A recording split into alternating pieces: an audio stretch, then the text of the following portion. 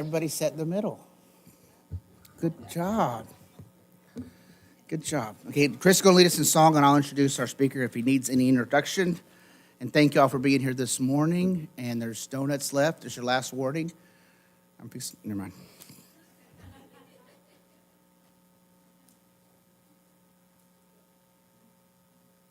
We'll be singing 622, Tell Me the Story of Jesus. It's the theme song that's on the Joe Miller film strips. If you ever listen to those? And that's the first time I was ever acquainted with this song. And even though it's kind of an old one, you know, it is what we're all about here today, in telling the story of Jesus. Let's sing all the verses, huh? Tell me the story of Jesus, write on my heart every word. Tell me the story most precious, sweetest that ever was heard. Tell how the angels in chorus sang as they welcomed his birth. Glory to God in the highest, peace and good tidings on earth.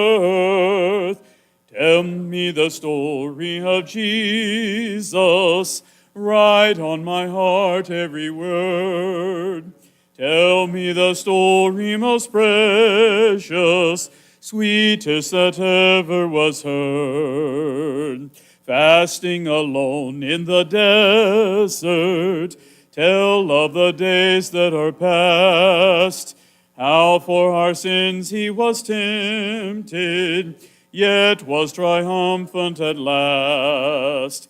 Tell of the years of his labor, tell of the sorrow he bore. He was despised and afflicted, homeless, rejected, and poor. Tell me the story of Jesus, write on my heart every word. Tell me the story most precious, sweetest that ever was heard. Tell of the cross where they nailed him, writhing in anguish and pain. Tell of the grave where they laid him, tell how he liveth again.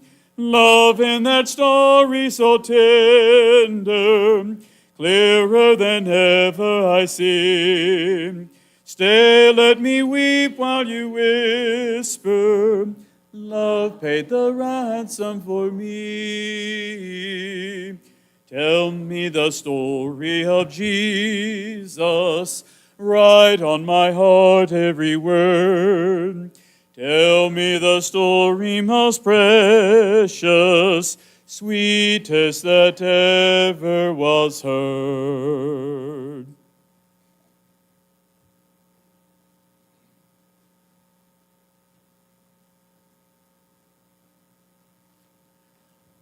Just 2 weeks ago, our brother David Hambrick came and spoke to us about the World Bible Institute and the great work that's going on teaching preachers in their own countries. And so they would, of course, stay there. We're coming to these schools. Sometimes they would want to stay here, and I don't blame them. But today he's going to speak to us on this book. He has extra copies here, Waking the Sleeping Giant. And I know many of us, when you first hear that title, you think probably of World War II when America was woken up and joined. But here it's such a great evangelistic opportunity to go for family outreach. And so I want to tell you a little bit about our speaker. He's how can I condense this? Okay, you've been a busy man. He's married to Miss Rhonda, who was here a couple weeks ago. They have 3 children. Many of you might know Caleb. He's over at Pittsburgh, and they just brought in a new young man. What's his name, Austin? Owen. And so he was born just a couple days ago. He got his master's at David Lipscomb, doctorate of ministry. And also, he's the author of this right here, president of World Bible Institute since 2013.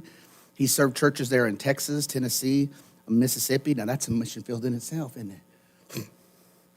And for the past 14 years, is focused on training preachers. I think it's great that he established schools in India, Tanzania, Cambodia, Peru, Honduras, Canada, South Africa, Uganda, Ghana, China, Philippines. This one gets me, Micronesia, but it's a big place. Thank you. Courtesy laugh.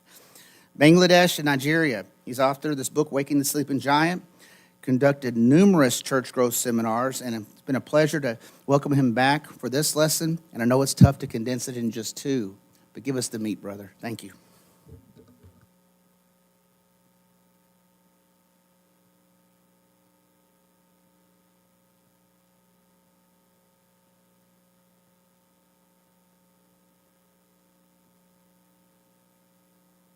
Oh, okay. All right. Well, good morning.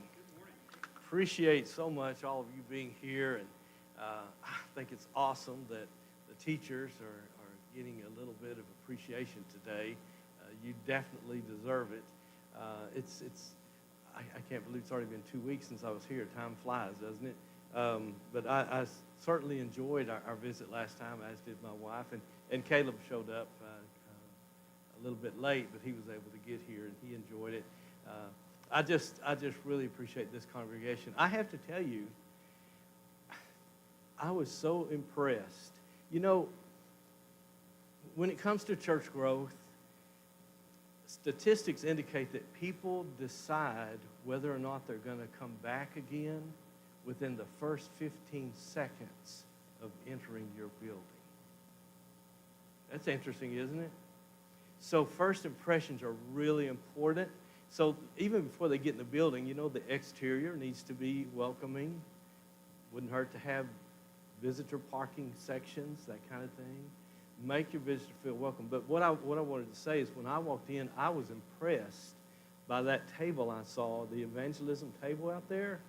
I've never seen that before. I mean, I've seen similar things, but not to that degree. And I just, that spoke volumes to me about the leadership here and about the mentality of this congregation.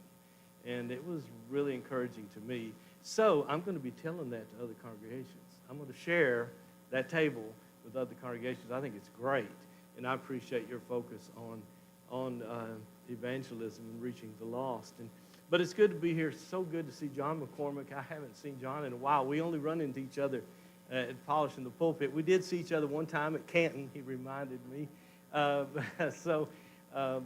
John and his family, I've been connected with them a long, long time. Good people. Just love them all. So I'm really glad you're here, John. And I want to talk with you a little bit before you leave today. But it's just good to be here. Now, Jeff mentioned, I know it's hard to say what you want to say in 2 sessions. It is, because when I do church growth seminars, it's usually 3 hours on Friday and about 6 to 8 hours on Saturday. And so, well, we've got time. No, I'm joking. So I'm going to really struggle. You'll see me struggle because I want to tell you so many things that I know I just don't have the time to tell you. So please forgive me in advance for tripping over some things. But there's so much I want to share with you. And what I'd like to do is we are going to be talking a lot in the second session. We're going to have 2 sessions this morning before the appreciation banquet. In the second session, we're going to focus on church growth through the Bible school program because I know that's kind of where your focus is here. And so we're going to spend time there. But this first session is not, probably won't be as long, although I shouldn't say that. My wife cringes when I say we're going to have a short meeting. She says, oh, David, you never have short meetings. So I just let me just throw some things out there that we probably won't discuss in great detail, but I think are really key to church growth that you need to know, at least be brought to your attention. First thing I want you to know about church growth is God is the one that grows the church. It's real important to understand that. God is the one that grows the church. 1 Corinthians chapter 3, you recall, Paul said, I planted, Apollos watered, and then what does it say? God gave the increase. So that's what we learned. God is the one that does that. However, if you go back a couple of verses to 1 Corinthians chapter 3 and verse 4, he begins there by saying, when some of you say, I am of Paul or I am of Apollos, are you not carnal or worldly? Who is Paul and who is Apollos but ministers by whom you believe as the Lord gave unto every man? I planted, Apollos watered, but God gave the increase. So that's the context in which that statement is made. But what we need to understand is you can see that God works through us. He works through us.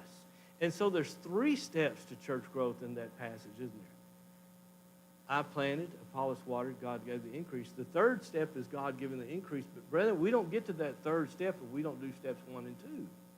We can't skip steps 1 and 2. God will give the increase, but we have to plant the seed, which is the Word of God, Luke chapter 8 and verse 11. We plant the seed, and then we water it. Then God gives the increase. And let me just throw this out there. I truly believe this, that if we will do our part, God will do His. I truly believe that in any setting. Now, it's going to vary. Church growth will vary. It will look different in different places. However, I really believe that if we, and I'm speaking about North Jefferson right now, if we can become the church God would have us to be, He's going to bless us.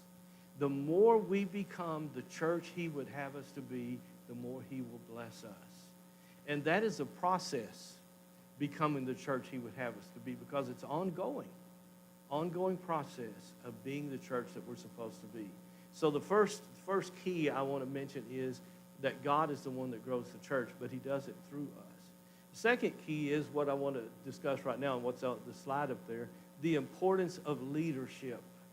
It's really important that we have leadership in order for the church to grow. It plays a vital role in it.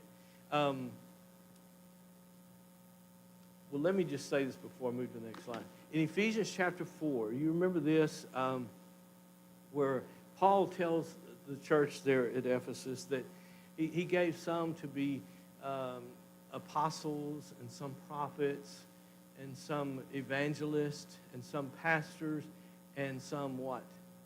Teachers. Teachers. Did you hear that group? No, we don't have apostles now or prophets, but we do have elders, we do have evangelists, and we do have teachers. And I put a little note in my Bible next to that verse, and I wrote movers and shakers, because that's who that is. That's who it is. When I do church growth seminars, I don't invite the whole congregation. I tell elders, you can if you want to, but this is not for the whole church. Some of this stuff is kind of boring, because it's really about organization, delegation, planning, all of that kind of stuff. So there's not a lot of fireworks in there. There are some exciting things and encouraging things, but there's a lot of things that the average member might not find exciting. But the movers and shakers need to be there, because they're the ones that's going to make it happen. They're the ones that plant and water. And I include not only elders and deacons and preachers and Bible school teachers, but I say, you make sure that church secretary's there. Because is the secretary here? Okay, you know more than you want to know, don't you? I guarantee you. She knows everything's going on. And some of the stuff she knows, she wishes you wouldn't tell her. Am I right? Yeah. So she knows. You want to know what's going on in the church, you ask her, and she'll know. And so she's important too. So that's who I invite to come to these seminars. But in that passage, it mentions the movers and the shakers. He then says that, well, I don't want to misquote it. It's Ephesians chapter 4. That's verses 11. That's verse 11. But then in verse 12, he says, for the equipping of the saints for the ministry. And I emphasize this when I don't know, maybe Garth, maybe I met you there at Polishing the Pulpit. You said that we met. One of the sessions I talked about was leadership. And the point was that elders, one of the primary roles of elders is equipping the saints for the ministry. Equipping the saints for the ministry. You've got to get these people prepared to do what God would have us to do as His church. And then you drop down to verse 16, and it says, from whom the whole body, joined and knit together. There's so many words you need to underline. One is the whole body, joined, knit together by every joint. You see the emphasis on every single person being involved? And there's another key, involvement of the members. You want to get every person in this congregation doing something. everybody needs to be involved. You've got to get them involved. That's part of closing that back door so you don't lose people. Get them involved, get them plugged in, and give them a job. And sometimes you have to be creative, but you need to do that. Every joint supplies, according to the effective working by which every part, you see that emphasis? Every part does its share. Now, I'm going to stop a second because what I'm about to read next is really important. Elders are to equip every single member for the ministry. That's what this is saying. Every member needs to be equipped for the ministry. Now listen what it says. Causes growth of the body for the edifying of itself. It causes growth. People say, Brother Hamrick, how do we get the church to grow? Well, the Bible tells us how. It tells us if the leadership will equip the saints for the ministry and everybody's doing their part, it will cause the church to grow. And that's what I'm really excited about, your leadership here. I mean, that's why I'm here, because they've invited me to come. And they're interested in this. They're focused in this, and in evangelism and growing the church. And your ministers are. And I just really appreciate that about you, because that's so important. Leadership is vital. As a matter of fact, effective leadership must be present for growth to occur. And I believe that's a fact. Church growth just almost never happens by accident. It just doesn't. An organization, you can underline this, an organization can never rise above the quality of its leadership. I mean, that's just the way it is.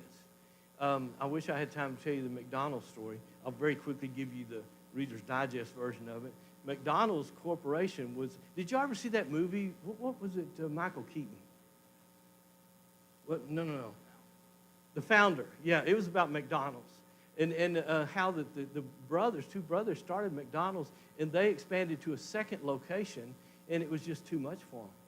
2 locations was really too much for them, and they just couldn't handle doing that because they wanted to maintain their quality. And then this other guy comes along, Croft, I think his name was, something like that, comes along, and he sees them selling all these hamburgers. He said, how are you doing this? And he got involved, and he took it to the next level. I mean, he put McDonald's all over the nation, and then somebody else comes along, and they take it worldwide. Well, you know why it only went to 2 locations with those brothers? Because that's as far as that leadership could go. That's as far as it could go. And that's what this next slide is about. The law of the lid. I got this from John Maxwell. Leadership, the law of the lid is this. Leadership ability is the lid that determines a person's level of effectiveness. The lower an individual's ability to lead, the lower the lid of his potential. The higher the leadership, the greater the effectiveness. So we all have a lid. This is as high as we can go. And so the McDonald's brothers, they took their restaurant to 2 locations. That was their lid. That's as far as they could take it. Well, then this next guy comes along, and he has a great vision. He's looking at it totally different. He said, oh, no, you guys, you're thinking too small.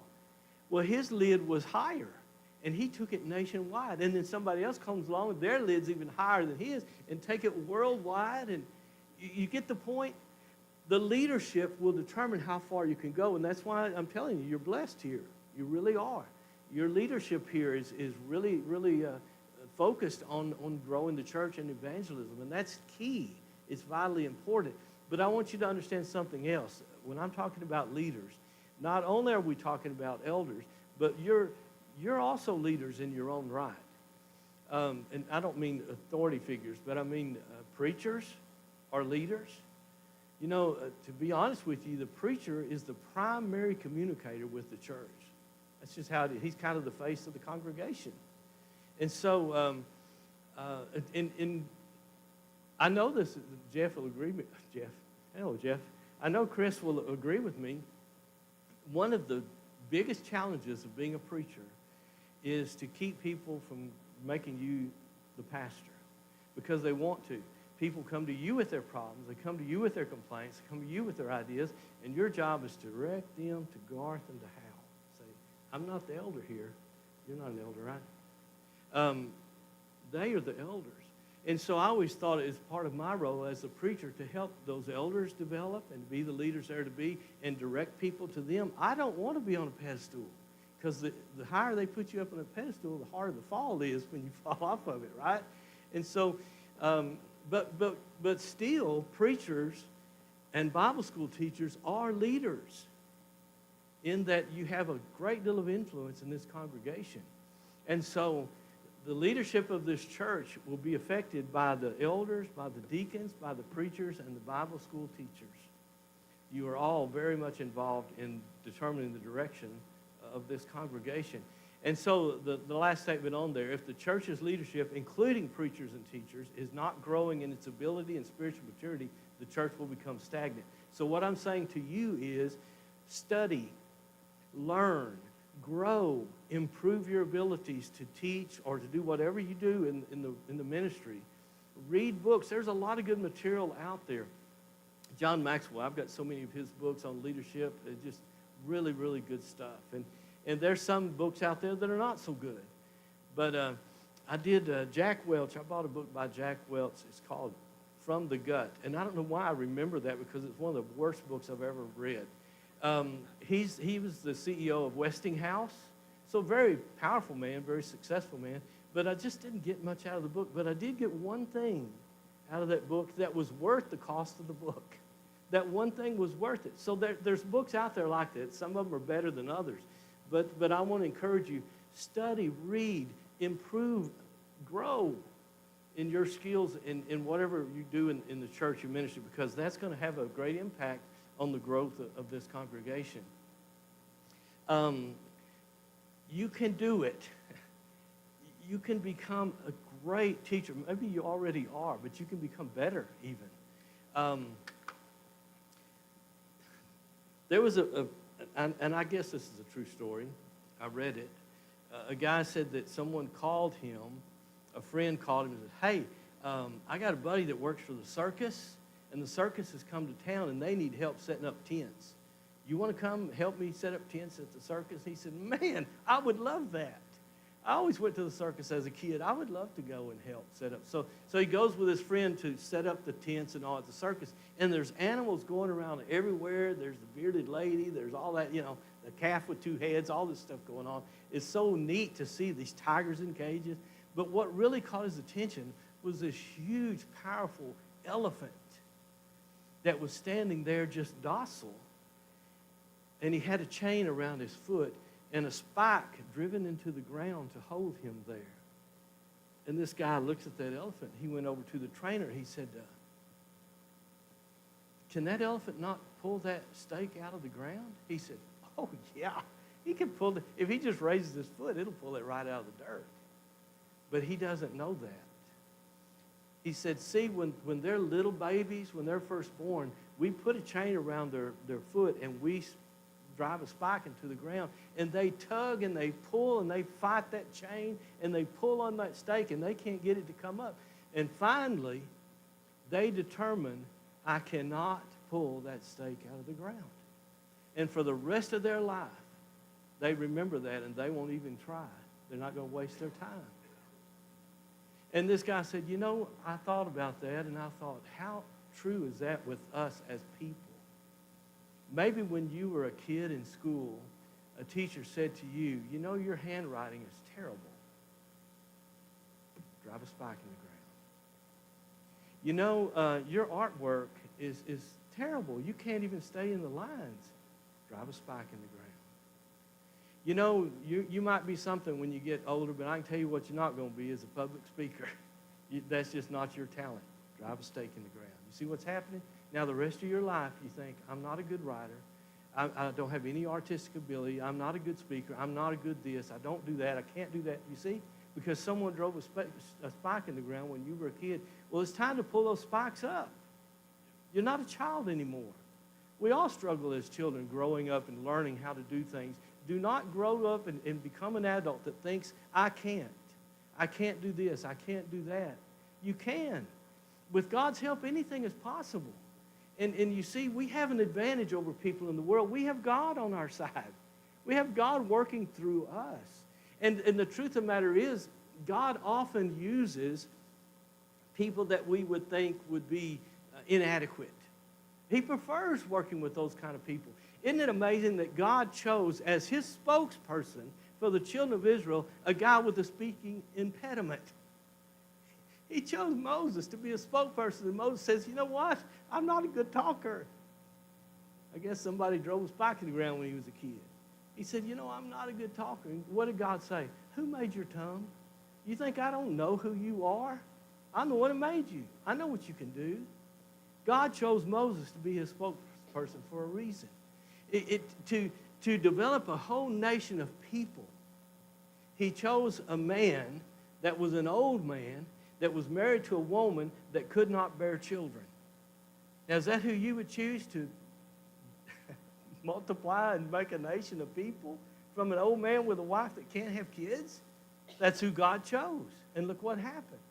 When he needed to kill that giant Goliath, they didn't have they had all these soldiers, but the one that God used was a little boy with a pocket full of rocks. And he killed that giant. And you know, the Bible's full of those kinds of examples. My point is this. Do not ever sell yourself short and think you can't be good at something. With God, you can. You can accomplish great things. So we need to just get busy and just get to work and put all those doubts behind you. And it's really a faith issue.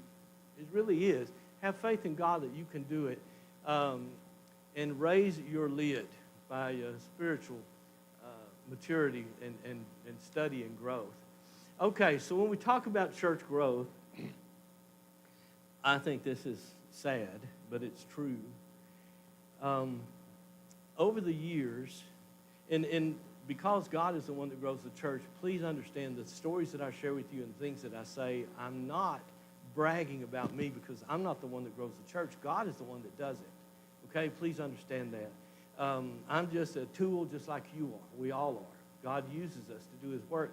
But over the years, every congregation I've worked with has more than doubled in size.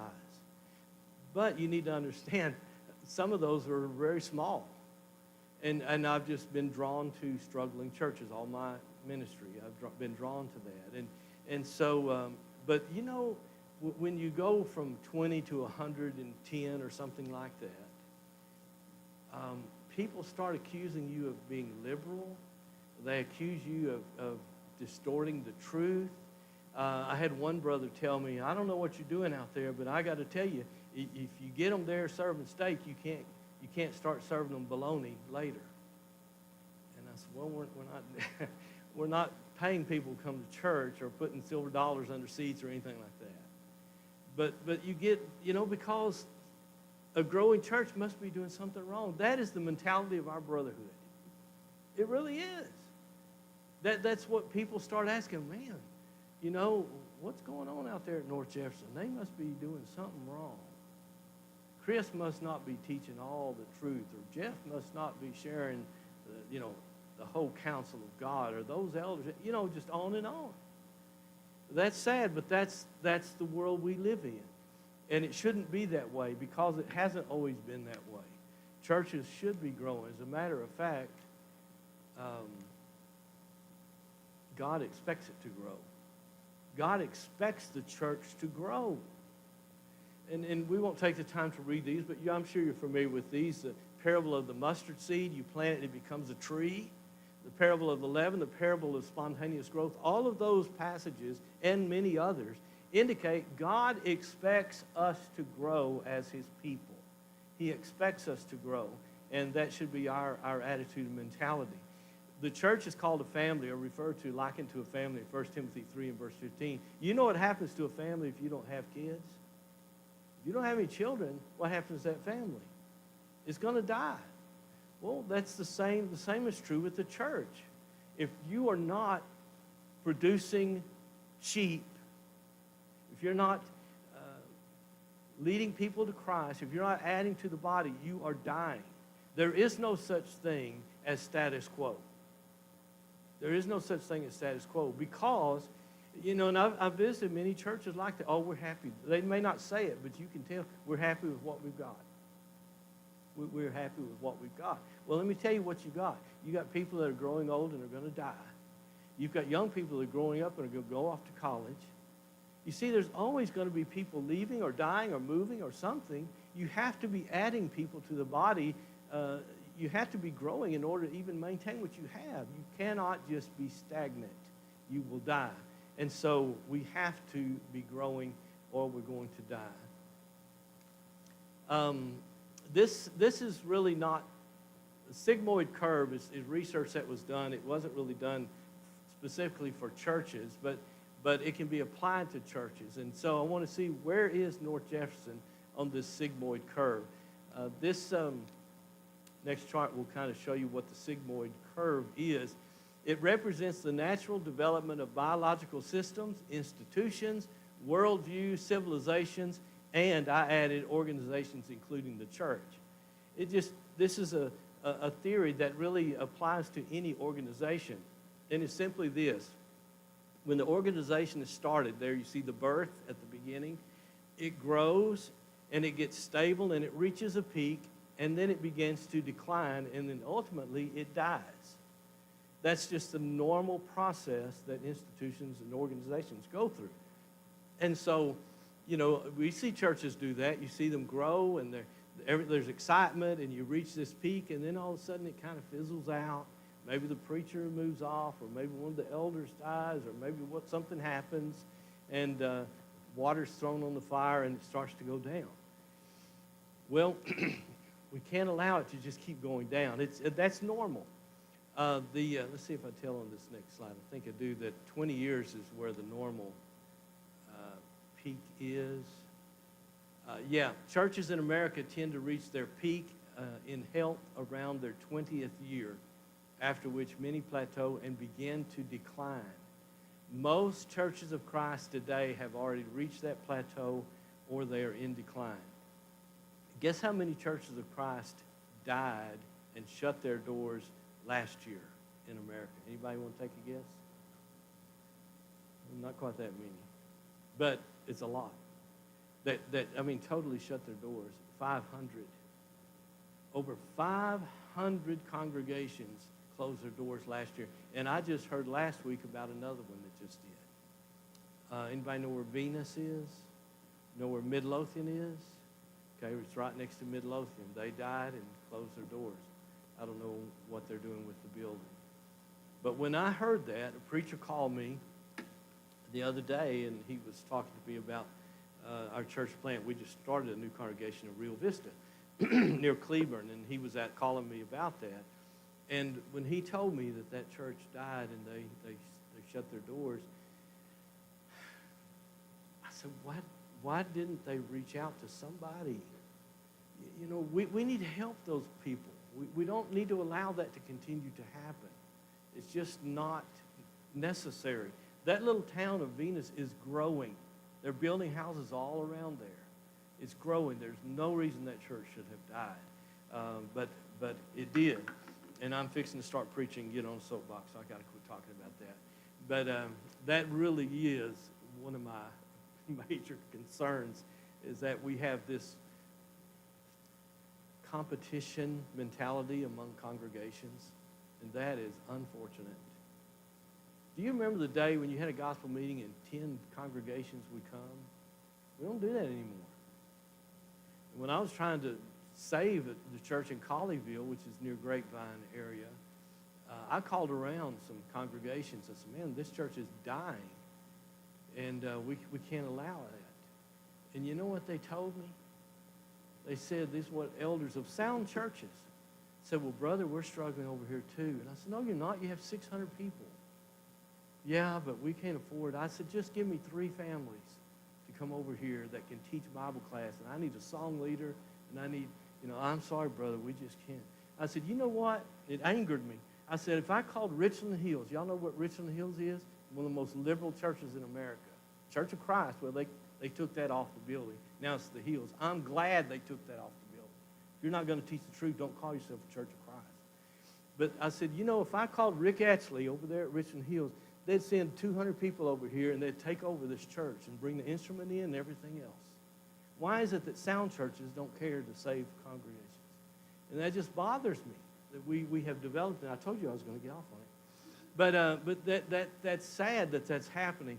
But you do not let that happen here. Do not let that happen here. It's the devil. He wants to kill you. He wants to destroy this church. And he's going to throw a wrench in the works. I guarantee you that. So you just need to be ready when it happens and recognize it for what it is. The devil does not want you to grow. Oh, there's that stat, 500.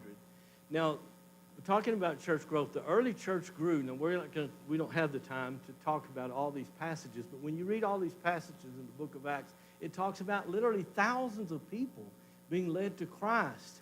And how did that happen? What were they doing? Well, they were going everywhere sharing the gospel. They were planting the seed all over the place.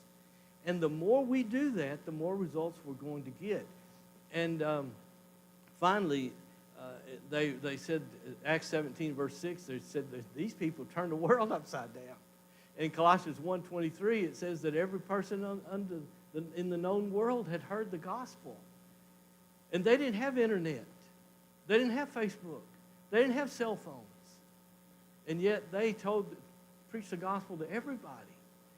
And we can do the same thing. You say, well, that was in the first century, things are different now. No, I don't think we can do that. You can't say that. Because in the 1950s and 60s, the Church of Christ was the fastest growing religious group in America. Look at what the Yearbook of American Churches published. Look at the percentage of growth. The Baptists and the Mormons and the Catholics grew quite a bit. But look at the Church of Christ. 580%. Do y'all remember those days? Anybody here old enough to remember that? You remember when we'd had, now I was just a kid, but we'd have gospel meetings. They'd last 2 weeks. I know it's different now. I know it is. But sin is still sin, and the people that are lost are still people that are lost. And they're out there looking for truth. They're looking for help. We just need to get busy. But my point is this, that the church can grow even today. It has, and we've seen it. And maybe not at that rate, but we can certainly grow. It grew in the first century. It grew in the 20th century, and it can grow today. Do you believe that? Now, that's important. That's really important that you believe that. When I was preaching full time, one of my greatest frustrations was trying to convince the congregation that we can grow. Because I would tell them, I would say, I know that you don't, oh, thank you so much, Gar.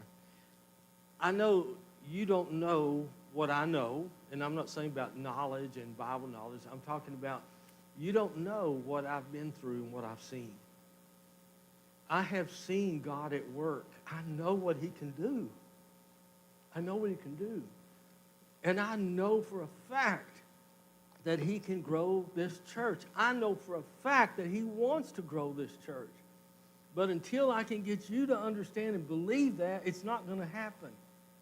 I need you to believe that. And I would tell them it was so frustrating. I said, I pray every day for you, and I really hope that I pray for God to help me to convey this fact to you, that you can understand and grasp that God can and wants to grow this church, and he can if we will do what we're supposed to do. At Kennedale, I was there 4 years. We grew from 80 to about 170. And then I went off to, actually I was an associate minister there. But I went to another congregation that was growing. I said, how y'all doing this? And they told me. So I took it to Kennedale, and we grew too. Willow Springs up near Lake Texoma, we grew from 60 to 120 in 2 years. Burns, Tennessee, that's where we did the church growth through the Bible school. We grew from 60 to 120 in 2 years. The last month that I was there in Burns, Tennessee, we were averaging a baptism every 3 days. Now wrap your brain around that. Every 3 days, somebody was being baptized. And that was a little church. Now that congregation has over 200 people, and they tore down the old building. I love that old building. It had a church bell and everything. had a church bell tower. And I said, what is that? And said, that's our church bell. And I said, does it work? And I said, well, yes, we hadn't rang it in a long time. I said, how do you do it? And they said, you pull this rope. I said, can I pull it? And I pulled that rope, and that bell just rang. I said, we're going to start ringing this bell every Sunday morning before worship. We're going to ring. I want everybody in this area to know Church of Christ is meeting today. So we started ringing that bell. And that church grew. That church grew. We were just exploding in growth. Hubbard, John mentioned that to me this morning. When I was working at Hubbard, we started with 20 people, a little bitty church building. And when I left there, we had 107, I think, the day that I announced. We outgrew the building. We had to take out a wall and expand the auditorium. We bought the land across the street, the house, and tore it down and for more parking and all of that. But that was through network evangelism. Tylertown, Mississippi. Mississippi. You think we're in the South? Let me tell you something. It's a whole other world over there.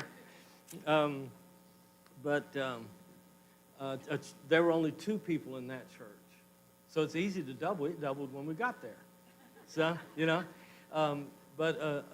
they only had 2 people, and they had not had a preacher in over 2 years. The roof leaked, and the baptistry didn't work, and it was terrible. The sign was peeling so bad you couldn't read it.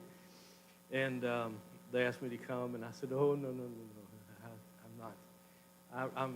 I'm not doing that anymore. I left Hubbard and was going to go back to graduate school, and I just didn't have time to take on another project. But an eldership in Killeen, Alabama, said, we will fully support you and your family if you'll move there and reestablish that church. So we went there, and we did. We worked there, and now they have about 75 members. But a good congregation there. God really blessed us there. Colleyville, same thing. We got down to about 30 people. I got to tell you this story. So I'm trying to convince Colleyville that God can grow this church. I've seen it over and over and over. And so we needed, our roof leaked over the classrooms, and we didn't have any money. They were going to sell the building when I got there. They said, we don't have any money. Nobody wants to come here. They had a beautiful building. It had like 5 acres of land and just a great facility. And so I said, don't sell the building. I'll help you till you can find a preacher. I'll fill in till you find a preacher. Well, I filled in for 5 years. But we finally weeded out those that did not love the truth and all of that, and we got down to about 30 people, and then it started going back up. And we decided we needed to raise money to put a roof on that building because it was leaking, and we didn't have much money. We needed $17,000. Well, that's a lot of money for a group of, by then I think we had about 45 or 50 people. And so I told the men, we need to have a special giving day, and let's set our goal at $10,000 because I think we can get 10,000. That's a lot for 50 people, right? And they said, no, we need 17. I said, well, I understand we need 17, but if we set our goal at 10 and we get 12, we surpassed our goal. That we can celebrate. If we set the goal at 17 and we get 12, we failed. You see what I'm saying? I just think we need to set the goal. And they said, no, we need 17,000. Let's just say, oh, God help me. We need elders bad. So we set the goal at 17,000. I said, well, give me some time to preach and all that about it. We did, and people were having yard sales and doing different things to try to have money to give that Sunday. I said, we don't need a church yard sale, but if you want to have a yard sale, that's great. And so that Sunday came, and I prayed so hard. I said, God, please help us here. And it was so neat when they passed the collection plate. You could hear children pouring cans of coins into the plate and all of that. So we had lunch together, and I thought, just God, please bless us. 17,000 is too much, but we'll see. So we were having lunch together, and the men counted the money, and they came out, and we're all eager to hear, what we collect. And he said, we're going to start at the back of the number, the last number, and work our way to the front. Okay, so they said there's a 0, and another 0. No, 50, a 5, and then a 0, and a 7. So $7,050, I think is what it was. We're like, that's pretty good for. And they said, no, there's one more number. Sorry. There's a 1. We raised $17,050 that day. And everybody was crying. I'm crying now. That was years ago. Because the reason I cried is because I knew, at that moment, I knew these people have bought in. They're all in. They believe. And men were getting up and making speeches, and people crying. I've never been more proud to be a part of a church, on and on and on. And I told them, I said, I don't know how, and I don't know when, but I know this. God's going to bless this church for your sacrificial giving. God's going to bless us for that. And let me tell you what happened. This is the honest truth. Within 2 months of that day that we gave all that money to help, we had the money now for a new roof. Well, a storm came through and demolished our roof, made it even worse. And I'm like, oh no. I'm like, what are you doing? We don't have the money. We can't. And then I thought, well, wait a minute. We have insurance. So I called the insurance company. They came out and put a new roof over an entire facility. We had a fellowship hall and additional building out back. They put a new roof on all of it. We still have $17,000 and a new roof. And so I'm like, wow, that's pretty neat. And then the city comes along. They're rerouting the street that runs right in front of our church grill. And they say, Brother Hamburg, we're going to have to take 10 of your parking spaces in front of the building there. And wow. Well, okay. Well, if you take 10, will you pour asphalt on our parking lot and expand our parking lot by 10 spaces? Can you do that for us? They said, we'll give you $20,000 for those 10 spots. And we will give you those 10 spots. We'll pour new asphalt for you and give you 10 spots. And I said, I'm looking at the plot here, the design. It looks like there's a corner, a pie piece of land up there in the corner that's now going to be connected to our property. Will you give us that too? I said, sure, we'll give you that. We don't have any use for it. We'll give you that. So they gave us more land.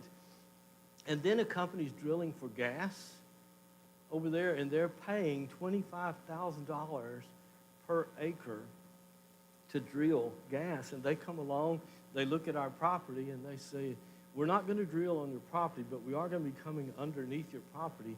If you'll allow us to do that, we'll give you $132,000. And I said, yeah, we'll do that. So in 2 months' time, $20,000 from the city, a new roof from the insurance company, $130-something thousand from this gas company. We're sitting on a ton of money. And the men in the business meeting that next month, we're sitting there at the business meeting, and one guy said, can I say something? And I said, sure. He said, I just want to say I'm a believer. I'm a believer. He said, 2 months ago, we're sitting in here wringing our hands saying, what are we going to do? And now look at where we are. And I said, I've been trying to tell you, and I'm not saying that's what's going to happen here. I told you it looks different everywhere. But I don't know how or when. And then people just started coming. God just started sending visitors our way. And now that congregation in Colleyville has a full-time preacher and an eldership. And it's a sound church. But it's because they became the church God would have them to be. And we were baptizing people there, and it was just great. But I can share you stories like that with all these churches of different things that happened that they finally got it and began doing the work that God would have us to do. Then Northwest I wasn't the preacher there. That's where Robert Dotson is now.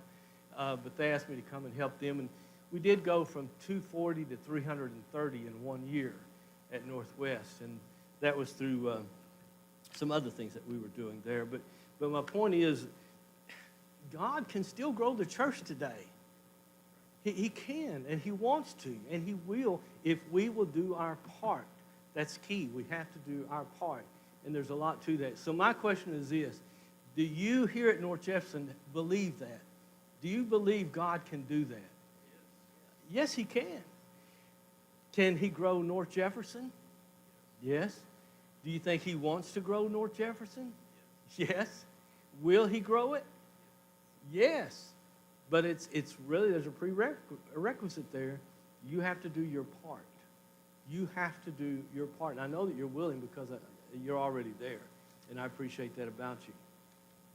I'm almost done here. For some reason, this clicker thinks we should spend more time with that slide. Hebrews chapter 11 and verse 6. You know, Hebrews 11 is the hall of faith, the chapter of faith.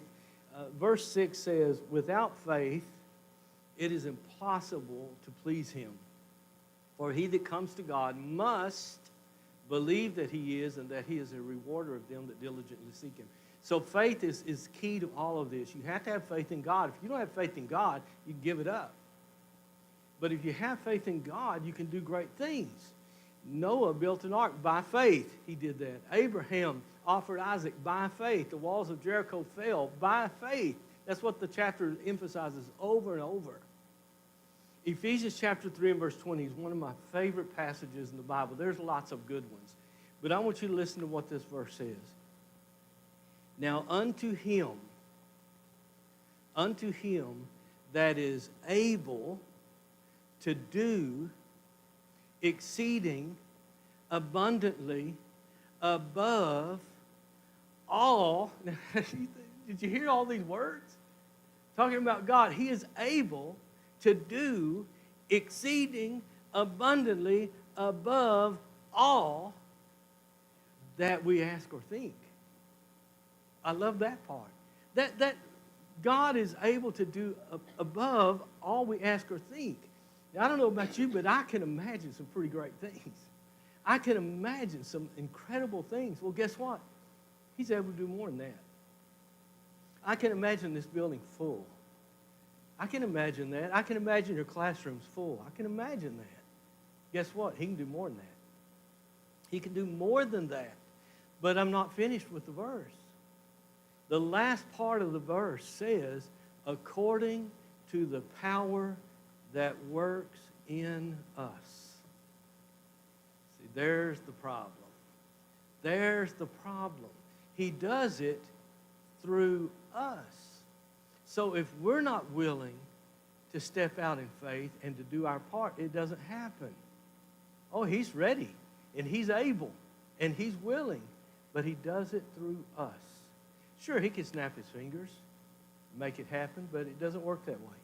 He's not chosen to work that way.